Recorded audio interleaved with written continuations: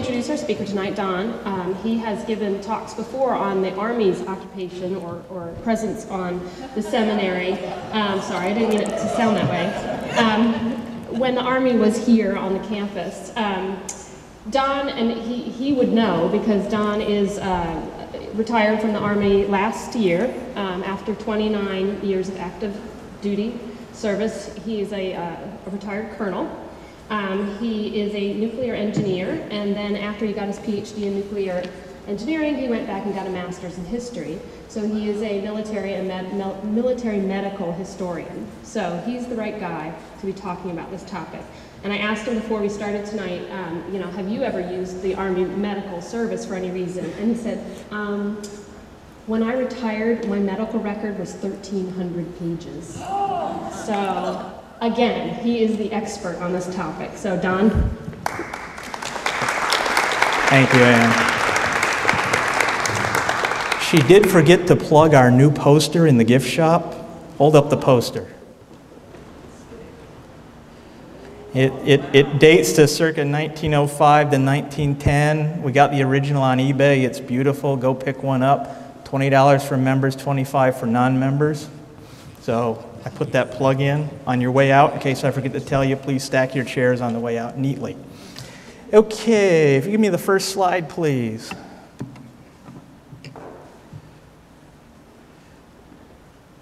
Okay, I have to tell you, because I retired from the Army, but I still work for the Department of Defense. So I have to tell you that nothing I say reflects the Department of Defense's views, and because you just a minute while I check your subscription. No, it's not. So I renewed my subscription too. No, don't hit OK. Oh, hit cancel. Okay. I got this thing about not hooking them up to the net. Anyway, I sometimes say sacrilegious things, so Save Our Seminary doesn't like it when I, pretend I'm part of Save Our Seminary, so I have to put the disclaimer up. Next slide, please. Okay. My first 4 slides are stolen out of my briefing 2 years ago. How many were you here for that? Okay, just a couple, so you won't recognize them. We need to talk about how the college was closed and how it came into the possession of the Army. And what you have to remember, World War II to us started December 7th, 1941, the day before they named the Japanese pagoda the Chinese pagoda.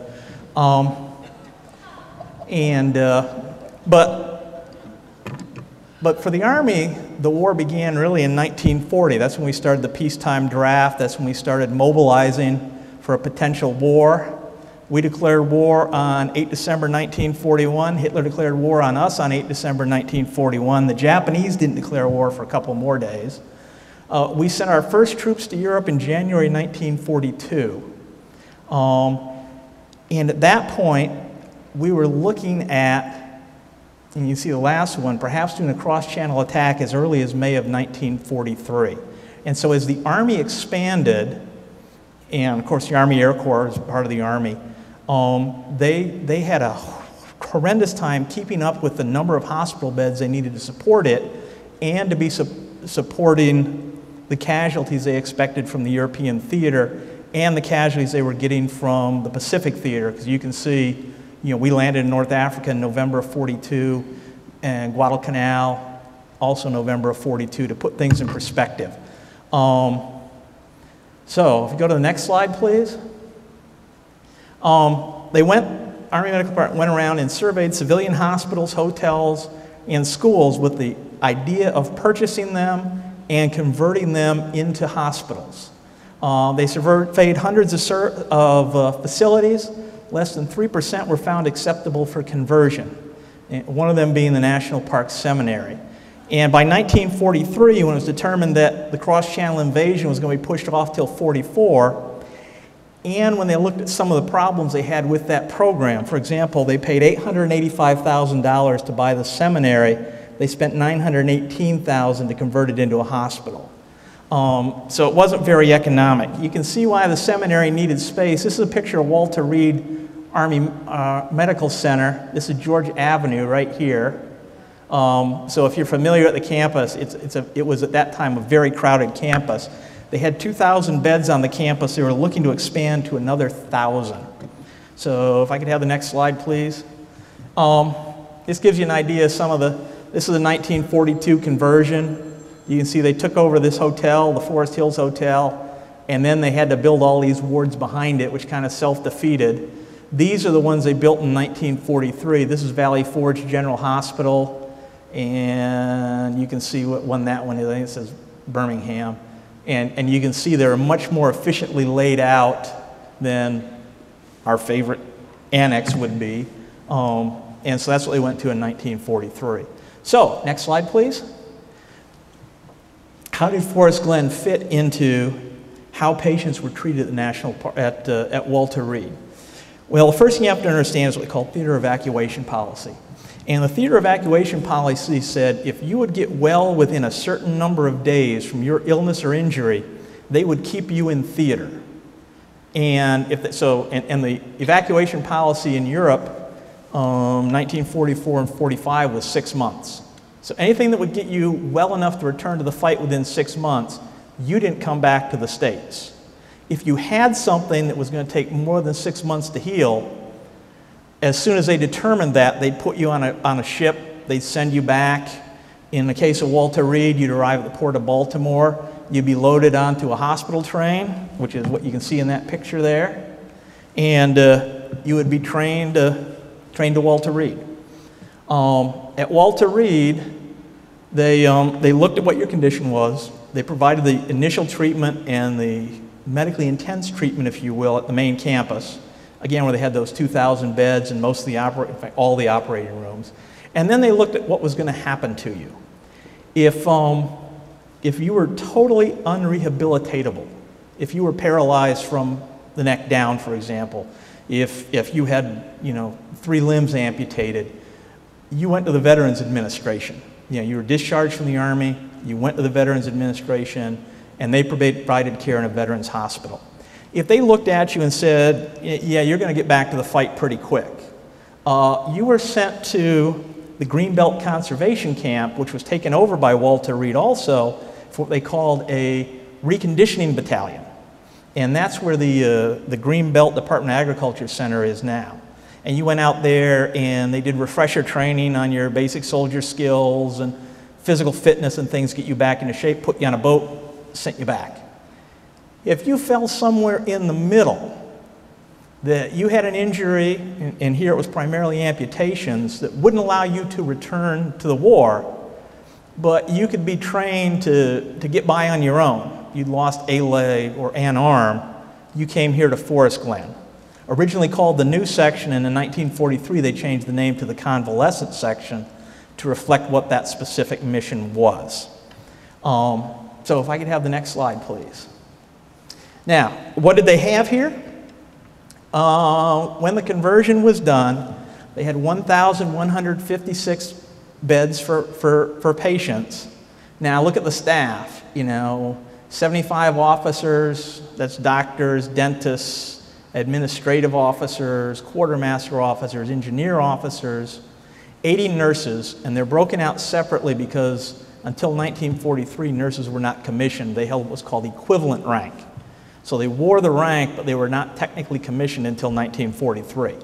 120 enlisted and 40 domestic help, maintenance people, things like that, many of whom were held over from the college.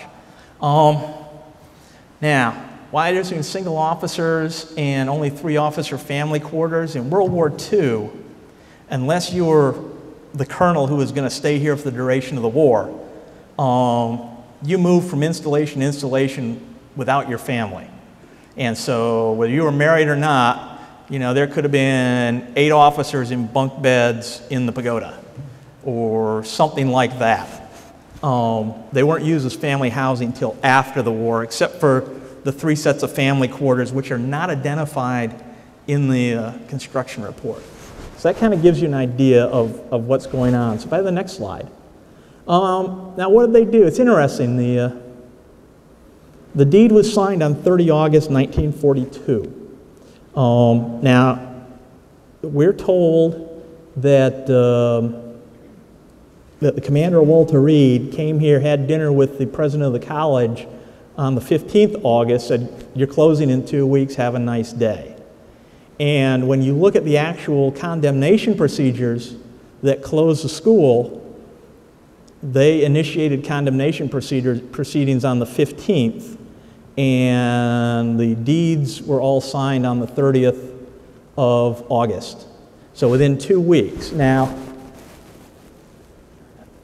I am of the opinion that it must not have been a surprise to the college, because I can't picture there weren't a couple of captains with tape measures going around trying to determine if this place would fit. And when you do condemnation procedures, there are 3 reasons why the government condemns your property. 1, you don't want to give it up. 2, you guys can't agree on a price and want arbitration on the fair market value. Or 3, there's a restrictive covenant on the deed. And the National Park College deed had a covenant that said the land could only be used as a girls' school or in support of a girls' school. So, given that 2 weeks, and I think it was a friendly takeover, at least partially friendly. But you can see, again, they officially started planning on the 31st of August, the day after they took the property over, and started construction 3 days later. So that tells me that, again, there must have been some thought going into it. Although $918,000, there were probably a lot of what we call change orders, where, that really wasn't a good idea. Rip it out and put this in. All the original renovations were completed, or most of them were completed by the 30th of June in 1943, about 9 months later. And I say most of them because the construction report says that there were a couple of things that couldn't be finished through no fault of the contractor because they couldn't get the materials to do it. And so they terminated the contract, what we call termination for convenience of the government, and then hired them back on an hourly basis to finish up the work as the materials came in. One of the interesting things I need to talk about too is they built a separate barracks complex where the warehouse is now. Where the warehouse is now. That big building that Walter Reed has. If you've been on an Army post in the last 70 years, you're probably familiar with them. They were the standard, they were called 700 series or 800 series buildings. I haven't found a picture of them yet to tell me which they were. You can tell by looking at how the eaves are set up. And it was built for a segregated service company. It was called, Umpty Squat Service Company, parentheses, colored, because it was a segregated unit. And so these troops, this company of soldiers, was kept on the other side of the ravine. That little draw there between the warehouse and the townhouses, that was there then. They had their own dining hall, they had their own recreation building, they had their own company headquarters, and they'd go over and basically do menial labor. It's kind of the dark side of the Army in World War II. So if I could have the next slide. This kind of shows you what this picture was taken in 1951, but you can see right here, this is the company headquarters. There's the mess hall, you can tell because it's T-shaped. There's the warehouse building, and there are 3 sets of barracks they built. Now, the report also says they put in a latrine. And in some of the construction in 42, 43, they did that because it was cheaper and faster to build a building with all the bathrooms down the street. But most of them, if you go to the next slide, had the bathrooms in the buildings. But this is what, these 3 pictures, I have to put a photo credit because it said I had to, are actually from Fort Benning, Georgia, where they've restored. This is what one of those rooms would look like. You can see exposed studs. No wall lockers, you just hung your stuff out. You had a foot locker, dining facility, just plywood tables and 2x6 benches. The latrines, you can see, interesting, you can't really see it too well, but there are no stalls. You just went out and did your business, the guy's sitting next to you. The urinal was like a 6-foot-long trough, and they did that, and they did this because they wanted to break down inhibitions so that you could do your business out in the field while the Germans were shooting at you. And this is what the outside of one would typically look like, and this is what a typical Army base would look like, where they'd have thousands of these buildings. And this is what you'd call, basically you put an entire battalion in one of these blocks. And then you'd have 3 of those blocks would be a regiment, and it would just go on as far as the eye could see. But you can imagine just 3 of these little buildings just sitting there on the other side of the valley. So next slide, please. And they were torn down sometime in the 50s. Now let's look at some of the renovations that were done to provide patient care. This is the interior of the stables. It was originally planned to be a 120-bed barracks. They later converted it to a 108-bed ward. And again, these are people, when you're convalescing, you're expected, you'd get up in the morning, you'd make your own bed. They expected that of you because, again, they were getting you back into society, and your condition was such that you could take care of yourself. If you wanted breakfast, hike over to the mess hall down there in the community room and get yourself breakfast. You need your teeth fixed. Well, the dental clinic was on the 3rd floor of Maine. 7 chairs, no waiting. 7 chairs, 4 dentists, so there must have been some waiting. And 2 enlisted techs, so I haven't quite figured that out yet. And 1 dentist went to Greenbelt 2 days a week to work on teeth there. This is the physical therapy room. You can see there this physical therapy equipment hasn't changed that much. This is what's called a needle bath. It was put in again for physical therapy. And this one here, you can't really see it, but there are about 6 different nozzles that would spray on you. So it's a shower on steroids. This was originally the tea house and then the ice cream parlor for the girls. And they stripped everything out of that, and I had trouble over the weekend finding a picture of it with furniture in it that I could scan good. But you can imagine this with, little booths and tables and girls in bobby socks all sitting around and, talking about classes, and they just stripped everything out and again packed it with beds. Now, anybody recognize this thing? Yeah, that's the garage.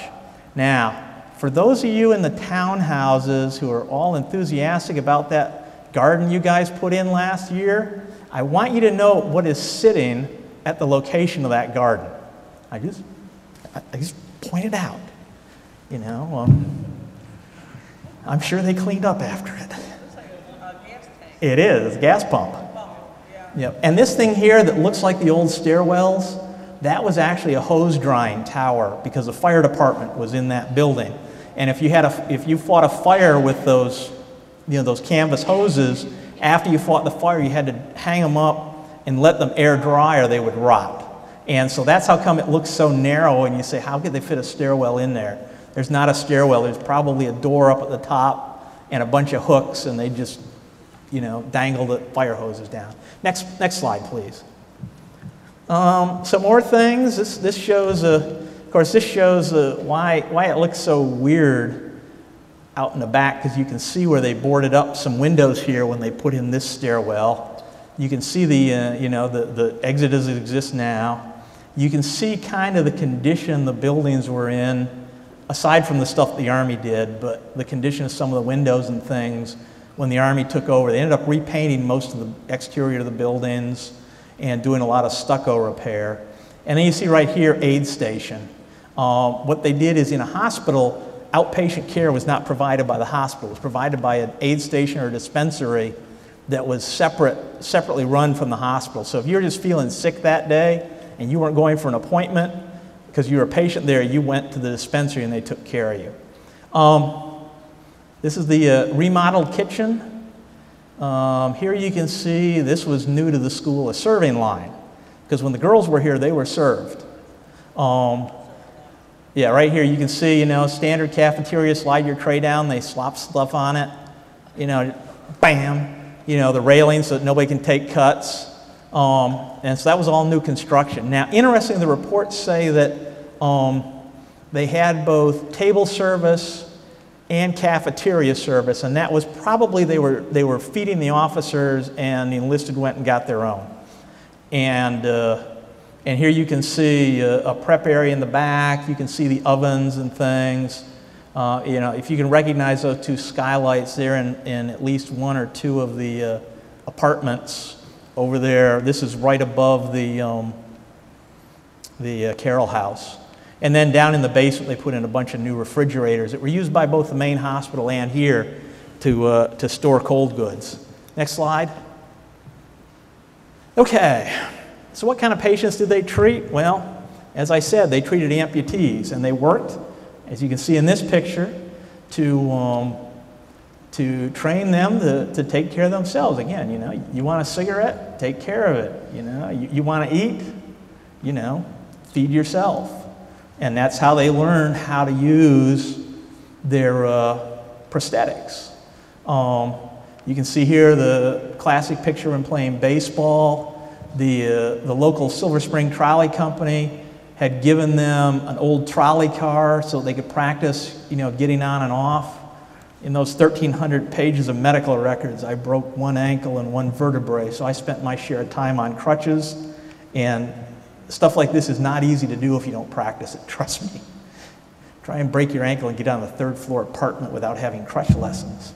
You can see here that, you know, in this classic picture, the photos were left.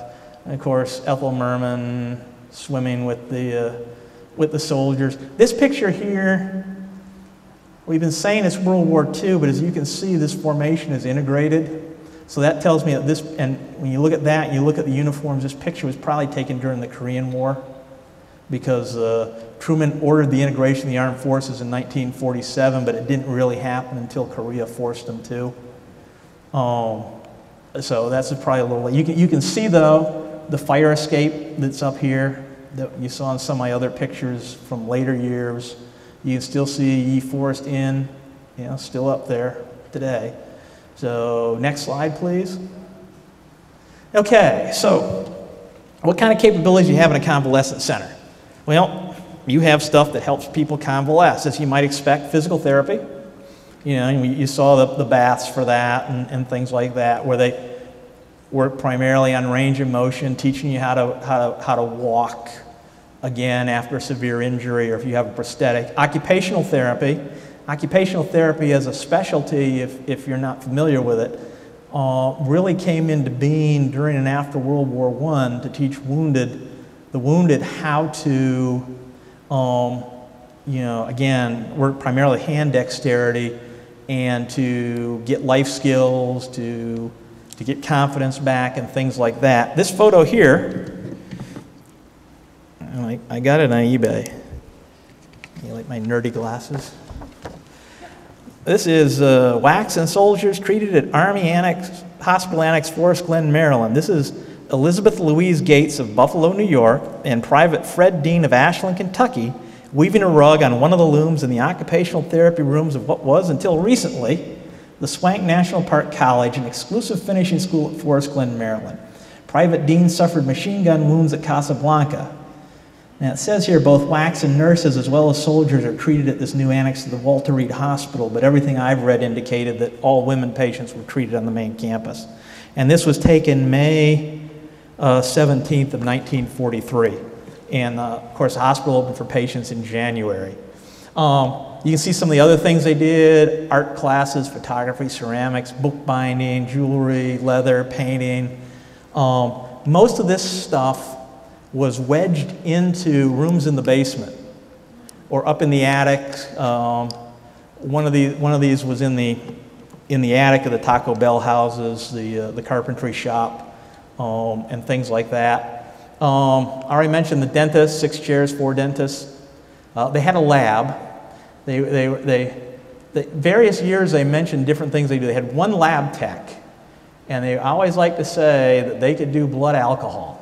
They were fixated on being able to do blood alcohol at Forest Glen. The other thing they were fixated on at Walter Reed was venereal disease control. They had pages in their historical reports of you know, what the staff could do to get prophylactics and who came down with venereal diseases and how many by month, and you know, they're unhealthy obsession, I think. But anyway, that was before penicillin, so if you got it, it was a gift that kept on giving. They had an ear, nose, and throat clinic and an eye clinic. Of course, a limb shop where they did the prosthetic construction and adjustments. And if you know anything about prosthetics, that what you find is that your stump changes shape. First, the muscles atrophy, and then as you do exercises to build your strength back up, the muscles build back up again, and so the socket the thing is sitting in has to be constantly refit. So they were doing a lot of that, as you can imagine, and it was all leather, leather cups and things like that. Now they use plastic, and they do molds and other things. They had a pharmacy, a music department. You could take classes in musical instruments. You could take classes in singing. I have the name of the teacher. She was not in the 1935 catalog, which is the most recent one I have, so I don't know if they hired her away or not. And then they had dance classes. Dance classes were held here in the ballroom, a couple afternoons a week. And you just, again, if you've lost a leg, learning how to dance is helping you with your mobility and things like that. And, again, I don't know if they dance with each other like the girls did, or if they, brought in Red Cross volunteers. It doesn't really say. Next slide, please. Okay, what could you do if you were bored? There's a lot of stuff you could do. They had a post-exchange. Post-exchange was right behind that wall over there. If you know the college, that's where the bookstore was, and they took over the bookstore space and put the post-exchange in it. They had a snack bar, which was on the second floor of the science building, right outside there with the big, huge windows. They served food, they said, until 11 p.m. every night, because they wanted a place where people could go in their off hours to kind of sit around and chat, or to get food if they'd missed a meal and things like that. In May of 1945, they proudly proclaimed that they were allowed to start selling beer there. The Germans had surrendered. Hey, what the hell? Excuse me. There's a barber shop, a gas station, tailor shop, a library. They actually used the school library, which was in the basement of Maine. They do talk about the number of books they had. Basically they inherited the general library from the hospital. It's unclear whether the Miller Library collection went or not. They do talk about selling off some bound collections of magazines and some multiple copies of some textbooks to raise funds to buy new books, because a lot of the soldiers were interested in either current paperback type literature or books on occupational skills. So hey, I'm trying to work in the print shop. You got a book on printing. Well, the girls didn't do printing, so they were using that to buy that kind of thing. The theater was actually in the gym, and they showed movies Monday night, Wednesday night, Friday night, and Sunday night. I understand they continued that for decades after the war. I'll get to the theater in a minute, what happened to the Odeon. But, they used the gymnasium as a gym during the day. They used the pool, again, for physical therapy, and also you could use it when it wasn't being used. Bikes in the bunker. There is in 1945, it talks about that they had a collection of bikes that soldiers could sign out if they wanted to go for a bike ride, and they stored them all in the bunker. The root cellar that's across from the power plant, which I thought was a telephone center, because back then telephones were not all that prevalent. You didn't have one by every bed the way you do now, and you didn't have calling cards and things like that, so you went to a room full of telephones and you called home, and we were still doing that in Iraq in 2008, so some things never change. And of course, a post office. So there's a lot you could do here, in your downtime, which is good because there wasn't a lot around here. If you look at that 1951 picture, you'll see that there was very little around here. In fact, they had trouble with some of their staff.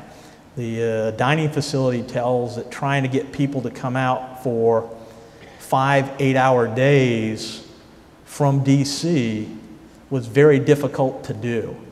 And they had 100 civilians worked here in 1945. 20 lived on the campus, 40 lived in the local area, and 40, made the trek out from the district every day. And so they did some things like, for example, in the dining facility, they'd have you work 4 12-hour days and then take 3 days off instead of working, 5 8-hour days, because it cut down on the commute. Because I guess even then commuting was a problem. I know parking was a problem on main campus because it says so in all their 1945 books. It's hard to park at Walter Reed. And I'm like, yeah, isn't it always?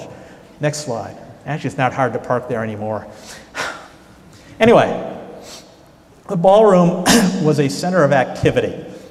You've all seen this picture here, the National Geographic picture of the amputees playing ping pong with all the soldiers, up on the balconies watching them. But they also used the ballroom for, as I said, for the dancing classes, for musical productions, for visiting celebrities to come and meet the soldiers, and they did a number of classes they taught here. For example, every Thursday morning, they taught an orientation course. So anybody that was newly arriving would come for Thursday morning, and they'd get oriented on how things worked here at Forest Glen. And then the other thing they did was if you've ever seen the Capra Why We Fight series, they do what they called education. And they'd bring in soldiers and say, okay, here's why we're fighting. We hate the Nazis, we hate the Japanese, let's just, win the war and be done with it. So they'd get those classes. This is an interesting picture here. I got this on eBay. They just listed it as Walter Reed, but if you look in the background, you can see that this was actually taken in the ballroom. One of the things they did was they had as part of the occupational therapy, you can see these guys are wearing their hospital patient duty uniforms. They had courses on how to be a sign painter. If you remember back in the day, all the signs you saw in the grocery stores or in a store were all hand painted. And so these guys are showing off some posters they made for the local radio station that was run here on the campus. And you can see in the background, you can see the wallpaper, just as you can see in here, which actually it almost looks like it had a pattern painted on it. And it's interesting too here, you can see there are some transoms with no doors under them, which I thought was interesting, and apparently they did not survive to the present. I guess that was to ventilate the rooms before they put in air conditioning or something, but I always thought that was interesting. You can see that from this down here, that this picture here is this side right here. You can tell because you can see the door to the post exchange, which is that corner door there that kind of is split in half by the glass firewall there. It's interesting that because the Red Cross was doing so many social activities here in the ballroom, that the post exchange actually turned over a portion of the exchange to the Red Cross so they could prepare their cookies and their punch and things like that. And when those of you who are residents here know when we've discussed using the ballroom that one of the problems is there's no water in the ballroom to allow you to prepare things like that. So it's kind of like 70 years and things don't change. But I thought that was interesting that they were using it that much that they needed a prep area. Next slide, please. The band. The band was officially the 304th Army Services Forces Band. Now, all the units in the United States that were non-deploying units belonged to the Army Service Forces. And everything in the Army had a number. So this band, you can see it right here. And I can remember, Bonnie gave me this picture. She got it from the son of one of the people who is in the band. Actually, she gave me a scan of it. I don't want you to think she gave me the picture. And he just knew that his dad was in the Army band. And this picture was taken, as you can see, in the ballroom. There's a fireplace right behind it, less these two little, lion-looking things on the top. But I counted the people in there, and it coincides with the historical report that says there are 40 members assigned to the band. So this is, in fact, the Walter Reed Band. And they held concerts. They held concerts, as you can see, here on the lawn in the classic painting. You can see because they have band risers here, they did band concerts here. They were billeted in the Odeon. And this is another thing that doesn't make a lot of sense, is the Odeon, what they did in 1943 was they were using the Odeon to store patient luggage. And they had to put the band someplace because it was assigned in 43. So they went in at the level of the balcony and they built a floor all the way across and divided it into a two-floor thing. And the luggage was stored on the bottom floor, the band was on the top floor. They built a gang latrine just on the other side of it, you know, so they'd have to go down the stairs and outside if they had to go in the middle of the night. I think it's also interesting because you can see this wooden staircase that's here.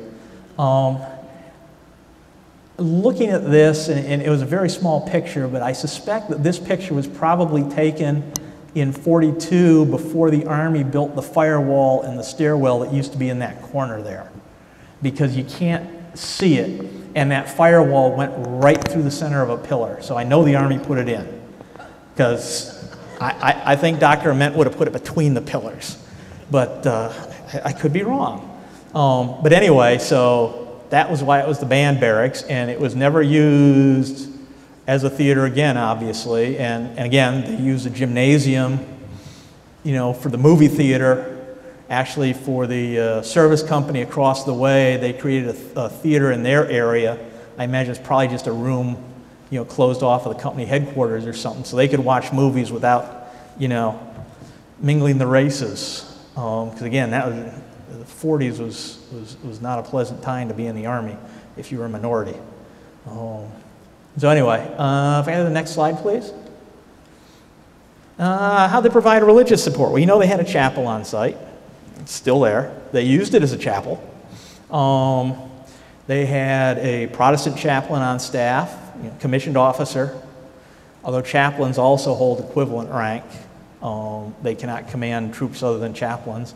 They had a Catholic priest, again uniformed, on staff, commissioned officer. Actually, the day after they opened the section for patients, they held their first Mass here.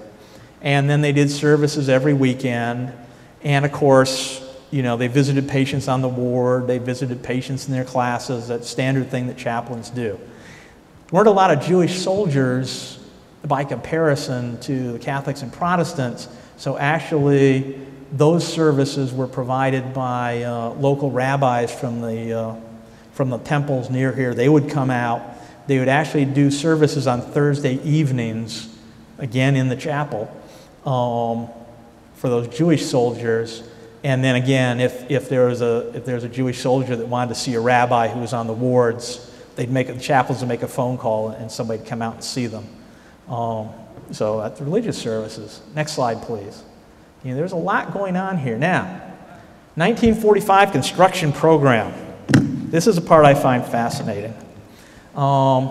They built 5 buildings in August of 1945, and I'll tell you what was in each of them. I'll actually read this because it says a complete new set of reconditioning buildings were constructed during the year 1945 and consist of 5 modern, well-equipped and well-lighted buildings with adequate fire protection. These buildings are interconnected with covered walkways so that the patients may go from building to building without being exposed to the elements. Building 185 consists of 4 rooms which house the reconditioning offices, including the administrative and counseling section. Building 186, and I'll show you on a map in a second where these are, consists of the reconditioning music department with 1 large instructional room and 4 individual practice rooms. This building is provided entirely with acoustical tile for proper sound effect. I bet it was asbestos too.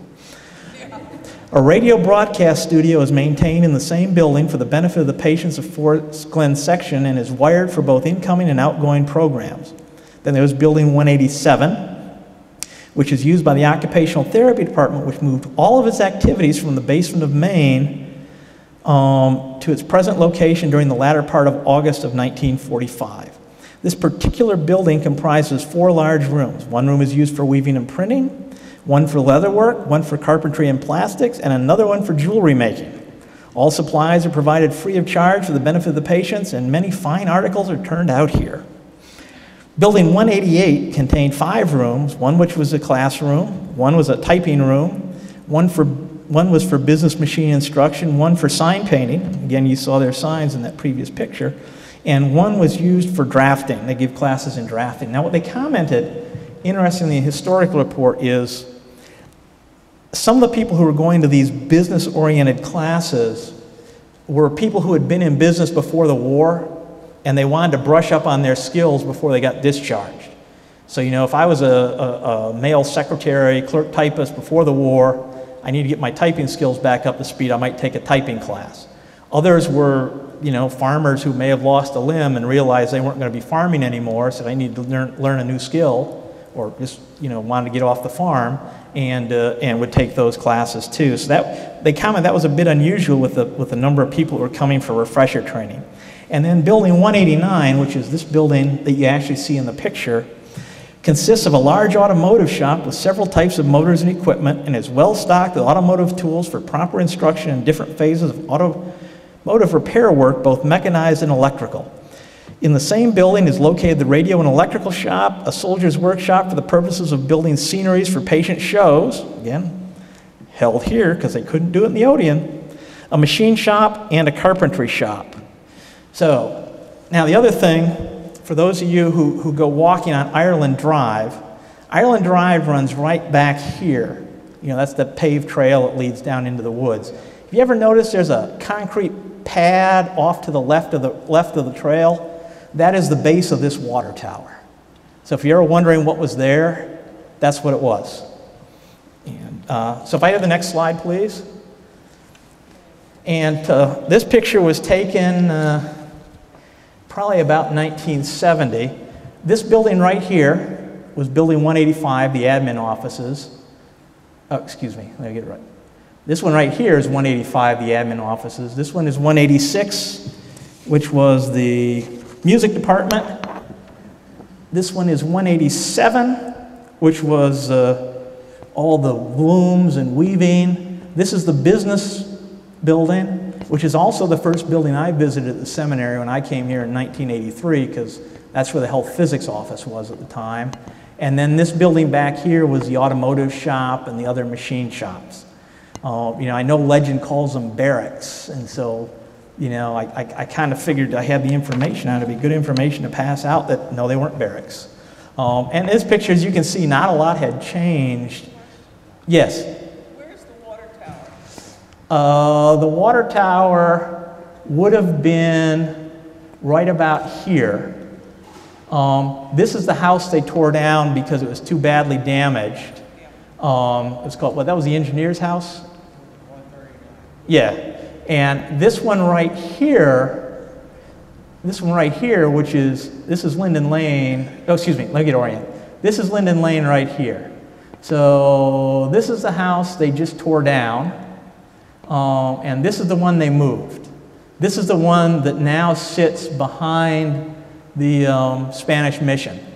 So they moved that, straightened the Stephen Sitter Road, and of course when they built the townhouses, they straightened and widened Linden Lane. My house is right about here in that clear area. Yeah, and again, these buildings were torn down with much fanfare. In fact, Save Our Seminary used to have a movie of the demolition on our website. And it sounded like Bonnie in the back cheering, you know, they're going down, they're going down. Anyway, now, I know what you're thinking. They moved all this stuff in August of 1945, finished the buildings in August 1945. War ended in August of 45. Japanese surrendered on 15th of August. You know, Hiroshima, let me get it right, 7 August, and Nagasaki was 13 August. I may be a day or so off there. So why were they even bothering? Germans surrendered in May. Next slide.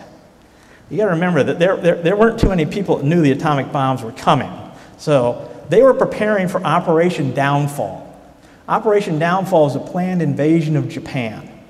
And if you knew anybody who was in Germany in May of 1945 and they were not identified as occupation troops, they were told, get on the boat, go back to the States, you got 30 days off, show back up at base, get on another boat, and we're headed to the Pacific because we're invading Japan.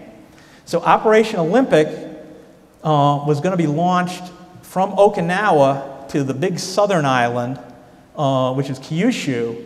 We estimated there'd be nearly 500,000 U.S. casualties. So you can see why they needed, you know, to make more efficient use of space here. And then that would be October of 45, so, you know, again, 3 months out. And they had like 2 armies were going to land on Kyushu.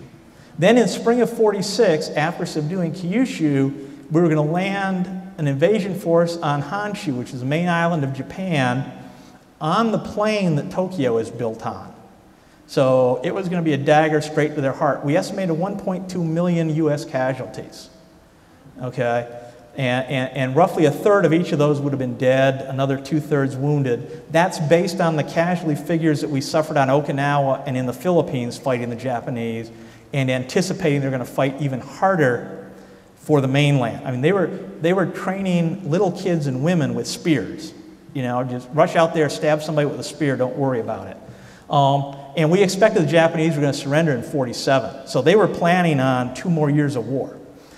It's interesting as a sidelight, in 1945, the Army had ordered 500,000 Purple Hearts to support this operation. Those Purple Hearts lasted until 2003. I mean, that's 500,000. And that was only the first load because they're going to order more for the second load. So that's why they were kind of doing those things. And then, of course, the war ended in August, and everybody went home, right? Yeah, yes and no. If I could have my next slide. This is the Walter Reed paper. Back then it was called the Service Stripe. Towards the end it was called the Stripe. You can see this is March of 46. 138 amputee patients arrive at Walter Reed. 122 of them came here. The rest went to the main campus. This guy here, you can see he's 82nd Airborne Division paratrooper with 1 leg.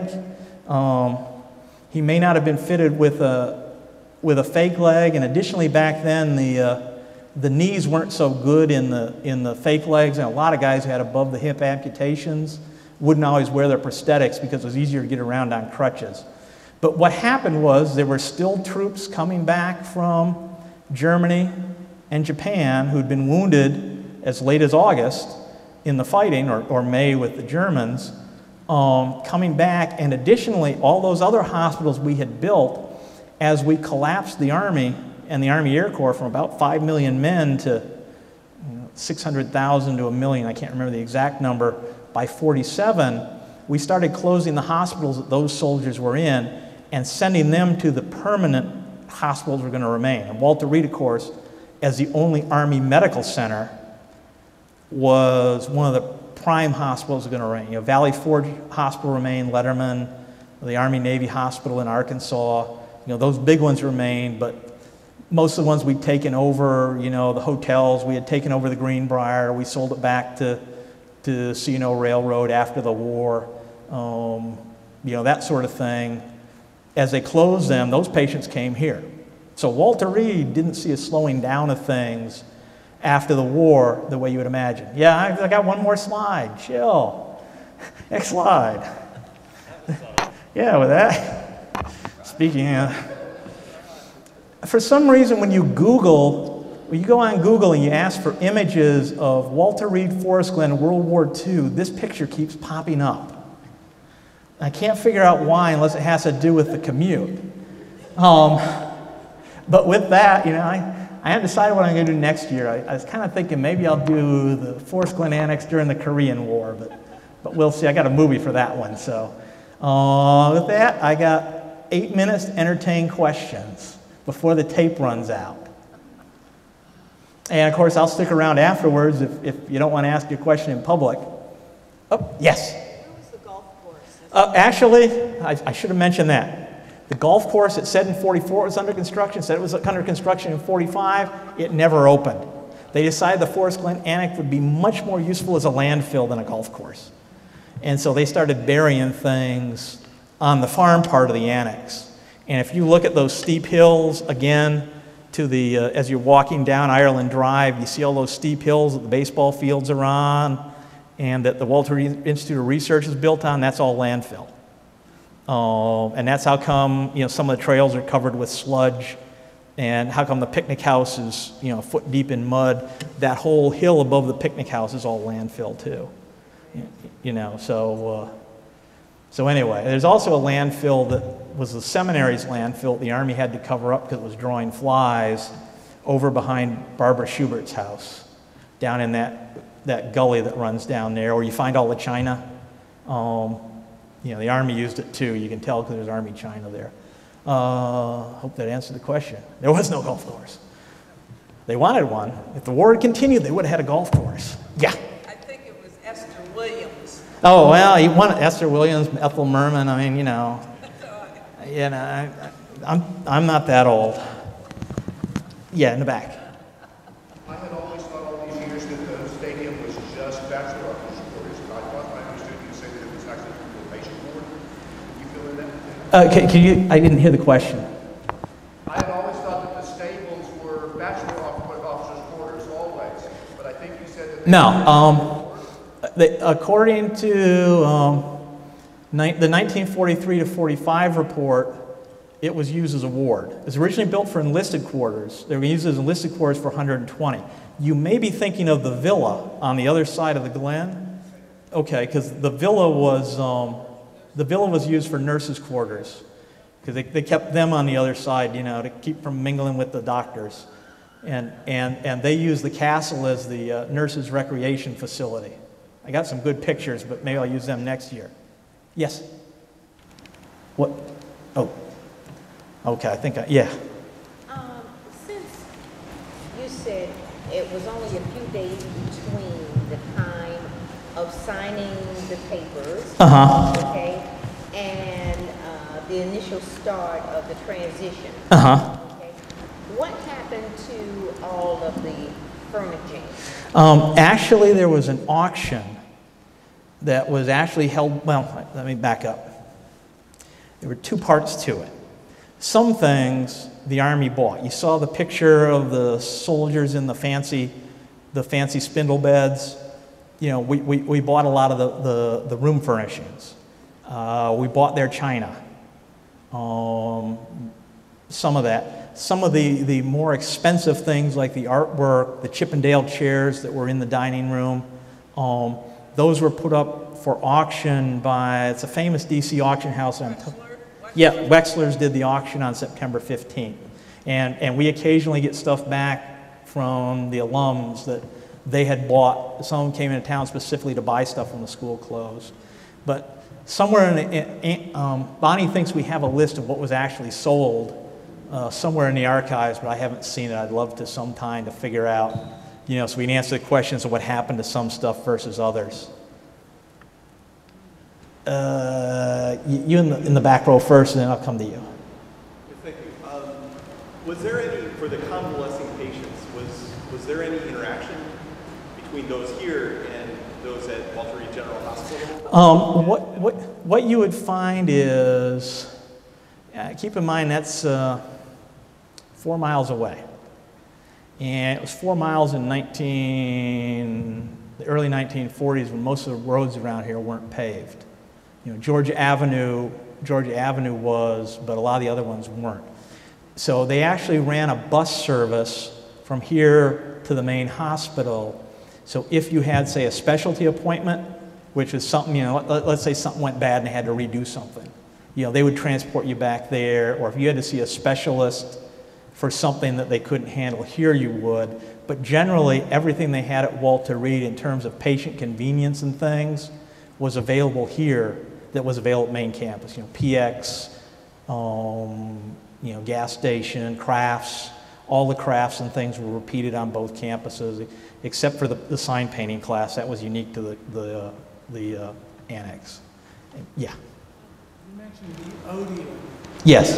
What is that? The Odeon was where the parking structure is. Back out. I don't know if you're familiar with the area. But if you go out the main building, you hang a left. There's a big parking garage. It's the top floor paved, and it's got one level underneath it. That's where the theater was. In 1993, it was lost to arson, and the theater burned until it hit that Army-installed firewall, and the firewall kept the rest of the building from burning down.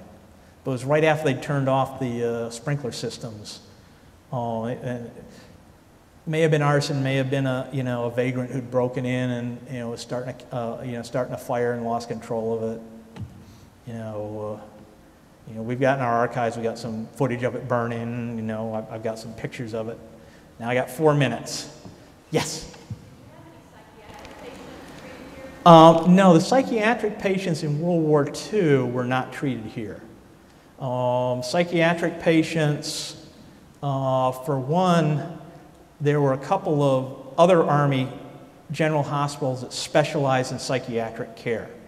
And again, amputees came to Walter Reed, and the very complex cases came to Walter Reed. There was a psych ward at Walter Reed, both a locked one and an unlocked one, and they were treated there, but not here. Later on, they would be treated out here. In Vietnam, a lot of the psych wards were here at the main campus. I should point out also the main campus had a prison ward, a POW ward, and prison ward, POW ward, and that's probably it. Other than the one I'm probably blanking on. I'll remember when we run out of videotape. Yeah. You know how many patients were here, say, in 1949, 48? No, I did not. I think you would find that, even looking at the numbers, and I have the reports for the entire year of 1945, and when you compare 1945's patient load averaged over the entire year to 1944's patient load, you can see, in terms of the number of meals they served here, they served 100,000 more meals in 44 than they did in 45. And things like that, that when you look at the scale, things ramped off a lot. But they kept 1,000 beds, if not operational here, at least mothballed here until they opened the main hospital in '76. And I take that back. I saw one of the old contingency plans, the hospital expansion plans, and they did include for a while coming back here as part of their expansion plan for Walter Reed should the Russians, cross the Fulda Gap and all that stuff. And I'll take one more question, and then if anyone wants to come up afterwards, I'll be happy to talk to you. Yes? Can you review quickly, because I was getting mixed up, but how the three buildings with the main assembly spaces were used? This one was still used for dancing and other events. Yes. Its use really did not change, it was just added, multiple purpose. Yeah, well, you actually, it's interesting. They had, later on at some point, they had built a stage in the front here. And in fact, if you look afterwards, if you look up here and over there, you can see the holes where the bars were that held the curtain rod for the curtain they pulled across it. The theater wasn't being used as a theater. Correct. The theater was a barracks. And the gymnasium was used as a theater to show movies. And was the reason that they didn't use the theater if it's already set up for showing movies because size? Or? The theater was not set up for showing movies. The theater was for plays. Now, they had to put in a projection booth, in the gymnasium to allow them to show movies. But actually, they used the gymnasium for assemblies and balls and things before they built the ballroom. So before they built the ballroom, if you were here for the last lecture when Ann talked about the Claggett girl, she talks about like helping carry the chairs down from the track onto the main floor to set up for the President's Day ball and things like that. So it wasn't unusual for it to be used that way. Again, why they did that to the Odeon, I don't know. I speculate it might have been the condition, or just they needed the space and they could, this space you can't do much with besides hold assemblies in it. The gym had a big open space you could use, and they could build a floor in the Odeon. And the Odeon was a bit hard to get to, too. If you read the reports, particularly they had to pave a path in 1943 because the soldiers kept cutting across the grass to get to the Odeon because they were living there and they had to come here. So this is the kind of things you find buried in the weeds. Maybe next year. Anyway, Steve's telling me I'm out of tape. Bonnie's telling me I'm out of time. So, if you would, on the way out, if you could take your chair, this is a Save Our Seminary tradition, and I started it, so I'm a very traditional guy. If you don't do it, I got to do it. is just stack your chairs in the corner on the way out. Again, I'll be happy to entertain more questions individually, and thanks for coming. See you in 3 months for the statuary lecture.